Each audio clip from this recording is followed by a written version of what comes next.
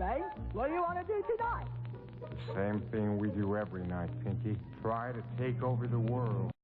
I know our society has often seemed to be divided between those who believe money is more important than love and those who believe love is more important than money. Now, this is an attempt to bridge that gap, to say that money is love and love is money. Your money is an extension of your personality. The more loving your personality, the more money you'll attract, and the more you'll enjoy that money. Statistics have shown time and again that those people who go into a business because they want to perform a service they love performing or produce a product they love producing make much more money than those who are in business just to make money. If you feel unlovable, there's a good chance you'll have a strong poverty consciousness. Before we talk a lot more about prosperity consciousness, I think it's important to understand the other side of the coin, poverty consciousness. Poverty consciousness is a negative belief system. And you might not think you have any, but let's do a little quiz. If you can answer yes to any of the following questions, you have some poverty consciousness and some resistance to being a lot more prosperous. Question 1. Do you believe loafing and daydreaming must prevent you from being successful? 2. Do you believe spending money will make you poor while saving it will make you rich? 3. Do you believe other people and the general economy are mainly responsible for your current money situation? 4. Do you believe a good job or profession is the best way to make lots of money? 5. Do you believe your parents' ability to enjoy the money they had was limited? 6. Have you made a strong effort to avoid frivolous spending in your life? 7. Does negative news about the economy start you worrying about money? 8. Do you believe the best way to use a bank is to put your money in and leave it there? 9. Do you believe there is a limit to how much you can earn? 10. Do you believe you won't ever become financially independent? 11. Do you believe money is inherently evil? 12. Do you believe desiring a great deal of money makes you greedy or unlovable? 13. Other than money, do you believe there's a basic, compelling, irrevocable difference between you and someone who is wealthy? 14. Do you believe earning money is serious business, saving it is serious, and you'd better not spend it for anything other than a serious purpose? 15. Do you ever have an uncomfortable feeling buying something luxurious for yourself? 16. Have you ever earned a large amount of money quite easily and then felt guilty about that? If you could answer yes to any one of those questions, you have some residual poverty consciousness. At each moment in your life, you can have only one primary belief, one primary feeling, one primary idea. When you have two beliefs, two feelings, two ideas, the subconscious mind accepts only the dominant one. And since your poverty consciousness has been with you a lot longer and gotten a firmer foothold than your prosperity consciousness, it will tend to dominate unless you put up a fight for control of your own mind. For poverty consciousness is always the result of what others have told you. Prosperity consciousness is the result of what you tell yourself. Let me repeat that. It's important. Poverty consciousness is always the result of what others have told you. Prosperity consciousness is the result of what you tell yourself. You have to remove as much of your negative programming as possible. Now, you'll never get rid of it all. That's right. Here I am talking about self-improvement and success, and I'm going to tell you that you'll never get perfect. You'll never get rid of all that poverty consciousness. But there is something you can do about it. I call it my Lose It in the Crowd program. Poverty consciousness is really a little voice inside of you with a lot of negative messages, saying things like, you don't deserve to be rich. This isn't going to work. You have to work hard and struggle and suffer in order to be successful. I call my little voice Stanley. and Stanley has a lot of negative messages. But the secret is to drown Stanley out, to see him literally drowning with a lot of positive messages, positive ideas, positive people, positive tapes, positive books, positive music, to lose Stanley in the crowd. I want to tell you a story that really is significant for me. It was one of those periods in all our lives when negativity rears its ugly head and gets very strong. Stanley got very loud back in 1982. I was traveling cross-country in my motorhome, and all at once a bunch of catastrophes seemed to hit. First of all, a very beautiful woman I was very attracted to and thought I might even want to spend the rest of my life with sent me a Dear Jerry letter. She decided to get married to her ex-boyfriend. And then my motorhome engine fell apart, literally. I had to go to a mechanic in New Jersey named Guido. And Guido promised me that for $3,000 he could put a new engine in my motorhome. And he said it would take 24 hours, 48 maximum. 10 days later, I was still living in my motorhome in his garage, and he finally got the engine in. And at this point, I had several book projects that fell through and several other money things that didn't quite work out. And I drove my motorhome to Florida, and as I approached Florida, the engine started to vibrate. I subsequently found out that Guido had not put the engine in right. It had to be done all over again. And when I got to Florida, I was looking forward to the support of several friends I was visiting, and they had all left town. My delay knocked off my schedule, and nobody was there. I was beginning to get depressed. I didn't want to get out of bed in the morning. And a batch of mail was waiting for me in Florida. I had my mail forwarded from Malibu. And in those letters were messages like, "Jerry, my entire life has turned around since I read Money Love. I made $300,000 last month after attending your seminar. I listened to one of your tapes and I fell in love. I met my soulmate. I've never been happier." And I had this stark realization that everybody in the world seemed to be doing my stuff better than me. What did I do about it? Well, I decided to read Money Love again, and I decided to listen to some of my tapes. I realized that I had not been telling myself what I had been telling other people. I had to learn my own lessons, and we all have lessons to teach ourselves. I literally drowned out that negative voice with a crowd of tapes, my tapes and other tapes, Wayne Dyer and Leo Buscaglia and Dennis Waitley, some of the powerful motivators with positive messages to feed my subconscious mind, and positive books, and I started playing positive music. Whenever we feel down and out, it's time to feed in all the positive material our subconscious mind craves and lose that negative voice in the crowd.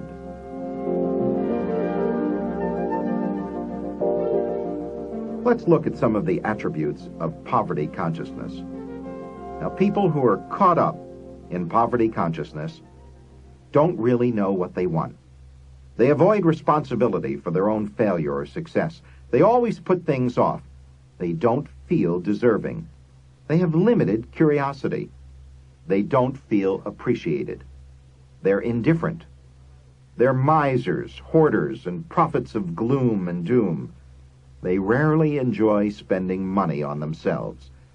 They feel guilty when they don't have money, and guiltier when they have money. Most of all, poverty-conscious people have an unrealistic view of the power of money. They use money as a scapegoat, supporting the myth that they're unable to do a lot of the things they really want to do because of a lack of money. Poverty consciousness is what we do to sabotage ourselves. That part of you I call Stanley is the inner pauper. It always comes up with excuses and indecisions and catastrophic expectations. The inner pauper is always motivated by fear. Fear of failure, fear of success, fear of never making it, fear of losing it once you've made it. Fear causes us to close our minds in tight little balls. Confidence allows us to open our minds wide. letting fresh ideas in. A friend of mine is very rich, and she earned most of it in real estate. Now, rather than freeing her, this wealth tied her up in emotional knots. Now, she was single, but she wanted to find someone to share her life. Because she was afraid of being loved for her money alone, she refused to date any man who wasn't rich. And she finally did end up with a millionaire. He kept trying to get her to turn over all her business interests to him. What she didn't realize was that a man who had compulsively strived for a great deal of money was exactly the type to marry her for money instead of love. After her divorce, she started dating a symphony violinist who was earning about $15,000 a year. And so far, they've lived happily ever after. Most of the seeds that sprout into poverty consciousness come from parents. Dr. Daniel Malamud, a clinical psychologist in New York, developed a concept called seed sentences. He says these are messages from parents and significant others in our early lives, messages that have a subsequent potent effect on the way we see the world and the way we see ourselves in relationship to the world. Now, some seed sentences that may have led to an adult case of poverty consciousness are, when you grow up, you'll learn the value of money. Save your pennies for a rainy day. If you went through the Depression like we did, don't spend your money foolishly. Clean your plate. There are starving children in Europe. And one of the great seed sentences that really, when you think about it, has no meaning at all. Money doesn't grow on trees. What that has to do with any real-life situation escapes me now, as it did as a child. I know money doesn't grow on trees. And I also knew that my parents, though of modest means, could afford 10 cents for an ice cream cone. It's as if you asked someone for love and they said, "You can't find love in an apple." It makes no sense. It's a way of avoiding responsibility. I have a friend who countered this negative statement. She actually created a money tree. She bought a decorative glass tree and put it on the dining room table and attached dollar bills, $5 bills, $10 and $20 bills, and even a $100 bill to that tree. And she told her children, "When you need money, go to the money tree and take what you need." You can see that that kind of programming, that kind of message from a parent would have significantly more positive results than saying something like, "Money doesn't grow on trees." What were your parents' attitudes toward money? In my workshops, I do an exercise I call the parent walk. I have people walk around and pretend to be the child they used to be, and they have to walk up to someone and ask for money as they used to ask for it when they were a child. And whoever they ask has to respond as they remember their own parents responding. It can get pretty dismal. A lot of explaining and justifying, even some begging, asking parents for money. We're trained that getting money involves a struggle. And then I turn it around. I say, continue to ask for money as you did as a child, but now when you are asked for money, pretend to be the way you would have liked your parents to be. Pretend to be what your parents would have been like if they wanted to give you the message, there's plenty of money in the world, you deserve it, you don't have to work hard or struggle, you can do what you really love to do and easily and effortlessly produce a lot of money. And the whole room lights up. Faces light up with glee as parents say, "Yes, you can have the money for a new bicycle. Yes, you can have $5 to buy a bunch of comic books. Yes, you can have the money for a movie. Whatever you need, just ask." What a difference that message can make. I think it's important to state here that you can never change your parents' poverty consciousness. You can change only your own. And part of that change is being able to forgive your parents. They did the very best they could. They were the victims of their own parents' poverty consciousness. It is a well-known and tragic fact that some people fail just to get even with their parents, as if to say, "What a rotten job you did raising me. See, I am failing again." Other people sometimes avoid success to rob their parents of the satisfaction of being proud. So you can say to your parents, you didn't do a good job. Forgive your parents. They did the very best job they could. They wanted you to be successful.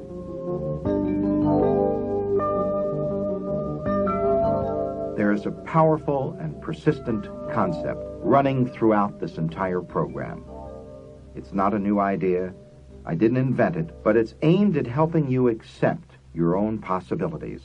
A basic truth proven time and time again by people in all walks of life. I'm not going to tease you with it. I'm not going to save it for the end. I'm going to give it to you right now. At the beginning of your efforts toward a more prosperous life, it's the core of prosperity consciousness. That in order to be as wealthy as you want to be, you need just 3 things. 1, you need a clear vision of what you want. 2, you need the belief that you will get it. 3, you need practical skills to put that belief into action. In other words, you need to be able to see it, feel it, and do it. I'm talking about a clear vision. Let's try an experiment. I want to say something to you 5 times. Just be aware of your reaction as I say, you can be rich beyond your wildest dreams. You can be rich beyond your wildest dreams. You can be rich beyond your wildest dreams. You can be rich beyond your wildest dreams. You can be rich beyond your wildest dreams. How did that feel? Your reaction to that statement can let you know something about whether you really believe it's possible for you to be rich. Let's try another experiment.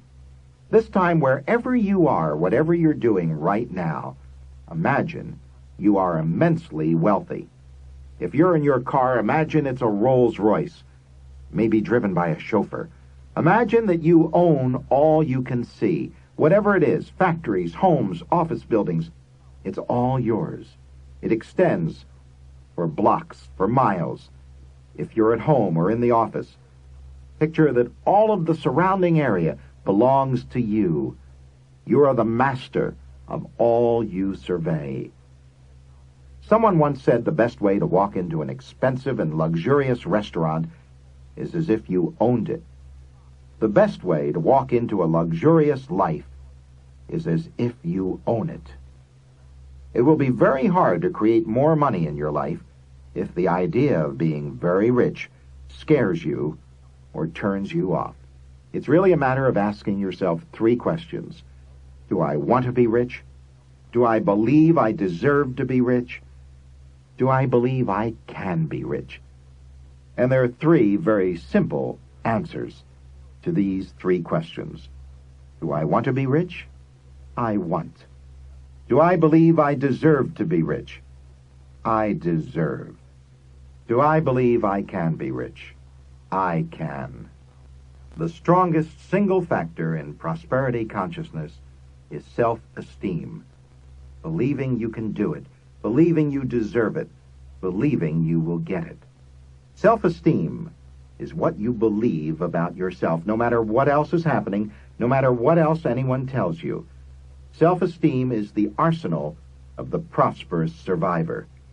Building a core within, having a philosophy of life, and living it. In fact, living your philosophy is one of the key factors in being a fully developed human being. All around us, people are trying to foist their philosophies on us. Prophets of doom getting richer every year, telling people how bad things are and how much worse they're going to be. Now, those people who fail, it seems to me, are those who listen to voices outside themselves. One of the definitions of the difference between positive and negative programming is that most of the negative programming comes from other people. We'll remind you again that all positive programming comes from within. And self-esteem is knowing that no matter what kind of negative news comes out of the media, you're personally powerful enough to turn your ideas into money and to live a prosperous and successful life. Self-esteem is also trusting yourself enough to realize that you have an unlimited reservoir of creative energy now present in your subconscious mind, And given the time and the stimulation, this will emerge and produce enough good ideas to bring you all you desire. I talked to Bill McGrain, director of the McGrain Self-Esteem Institute in Cincinnati, and he says the level of someone's self-esteem will determine how much action he or she will take when they get an idea. And he says when you have a high level of self-esteem, people will emerge in your life with the information that will help you make the decision. A while back, I talked to Dennis Waitley about taking risks. He said, those who seek security create for themselves the greatest risk of all, and those who seek risk create security forever. That has to do with self-esteem. Dennis goes on to say, it's only in one's own ability to perceive themselves as a changeable, moldable, flexible, adaptable person that real security exists. In seeking security, you cut off your opportunity for handling risk. Your adaptability receptors are pulled in, and your radar is on secure and hold or defend. Then when you come across a threatening job change, a lifestyle change, or any change, it's difficult to handle. Part of having self-esteem is the willingness to take a risk. Now, it's all right to understand the consequences of a risk. In fact, my motto is, prepare for the worst, enjoy the best.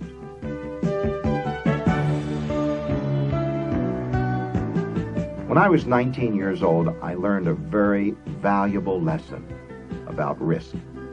Now, I was a very shy 19 years old. I was working at a small radio station in Dover, Delaware. Very shy. I had no experience at dating. I did not go to my high school prom because I didn't dance, and I had never really learned much about affection. My family was not an affectionate family. And so I used to practice kissing on the back of my hand, like that. Never quite sounded right. And I was working at the radio station, and there was a woman working there named Shug Adlam, a very popular personality, and she had had a lot of theatrical experience, and she was directing a play for the Kent County Theater Guild. Though it was in a small town, it was a very prestigious theater group. They had won national awards. And the play was Visit to a Small Planet, and she asked if I would read for a role. Now, Gore Vidal wrote that play, and he doesn't know it, but he changed my life. Because when I read that play, almost all of the directions for the character I was supposed to play, Conrad Mayberry, were directions such as, Conrad is necking furiously on the couch with his girlfriend, necking on the veranda, sitting on the step of the porch, and necking. I had never necked in my life. I was a very shy late bloomer at 19. Panic set in, and I said to myself, I can't do this. There's no way I can go on stage and start kissing a woman when I've never done it in real life. I'll make a total fool of myself. And a little voice inside of me, I still don't know where it came from, said, stop. Wait a minute. What's the worst possible thing that can happen? And I pictured it. People standing up in the theater, pointing at me and saying, you don't know how to kiss. You're a fool. And laughing hysterically. What would I do if that happened? Well, Dover, Delaware was not my hometown. Philadelphia was. It was 90 miles away. If that happened, I decided I would leave town. I would steal away in the middle of the night in total humiliation. I even prepared for it. I sent tapes out to radio stations advertising for other announcers in broadcasting magazines. So I'd have another job offer so I could leave town and have somewhere to go. I totally prepared for the worst. And I got to enjoy the best. I went into rehearsal, and the director came over to me and said, and I'll never forget this as long as I live, she said, Jerry, I know you think you know all there is to know about kissing a girl, but I want you to forget all that because it has to look a certain way when it's on stage, and I want to direct you in every minute detail as if you knew nothing. I want to tell you where to put your hands. I want to tell you where to put your lips. and I want you to pay attention to everything I say." And I thought inside, is this a gift from heaven or what? Could I have asked for anything better? What a reward, what a gift, because I was willing to take the risk of total humiliation. And I should say that my co-star was 24, several years older, and very good at kissing. And we had a lot of fun, especially during rehearsals. In fact, her boyfriend got quite upset about it. He was the assistant director. And it did, in fact, change my life. Taking a risk. Nowadays, I don't even spend all that energy preparing for the worst. I just imagine it. What's the worst possible thing that can happen? You know, in your life, it rarely does. Catastrophic expectations rarely come true.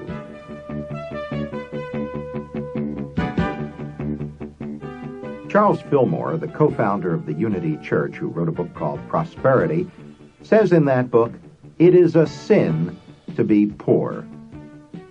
Unity minister Edwene Gaines says that has nothing to do with evil, but what it means in that context is missing the mark of perfection. The word sin means missing the mark of perfection. In the Bible it says, "All have sinned and come short of the glory of God," meaning they were short of the mark of perfection. Now, we're all human, and we all miss that mark from time to time, some more than others.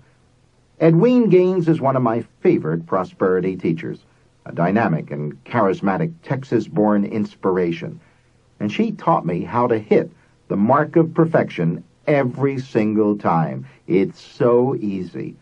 When I tell it to you, you'll wonder why you didn't think of it.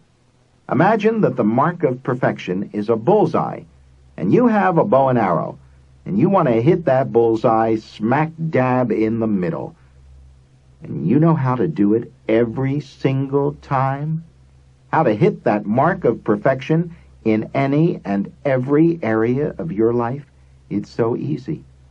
All you have to do is move up real close. See it as clearly as possible, and also get real close to your own center of power, the creative core within you, the divinely inspired magnificence that at the bottom line is who you really are. I'd like to give you a simple process to become more aware of that center of power. You can do this at any time, driving along the highway, sitting at a desk, or in front of your computer, before going into an important negotiation, before any important event in your life. Just imagine, if you will, that this center of power I talk about is an actual energy source. Picture it any way you would like, as the sun, as a wonderful mechanical machine, as a super miniature electronic plant, or a roaring furnace, whatever you want to image as a visual manifestation of your own power. And imagine, if you will, that every breath you take in increases your personal power, your energy, your prosperity. Picture that energy source getting stronger as you are getting more powerful with every breath you take. And as you breathe out, picture that you are joyfully sharing your power and prosperity with the world, knowing that you have a never-ending source that gets stronger with every breath you take. Even as I talk, you can be practicing. Breathing in, increasing your power. Breathing out, and sharing it. I'd like to share with you some strategies to do on your own. And I'll share a number of these throughout these tapes. Your commitment to putting these into action will determine your results. The first strategy, having to do with some of the poverty consciousness programming we talked about, is to look at a negative fear or belief you have about money. Write it down. Find something that you believe or fear about money that you consider negative. Write it down, and then that piece of paper that you've written it down on, tear it into little tiny bits. And at that moment, picture that fear or negative belief being totally eliminated from your life. Write down and finish this sentence. My parents' worst attitude toward money was blank. Write it out and fill in the blank. Think about the worst attitude your parents had or have toward money.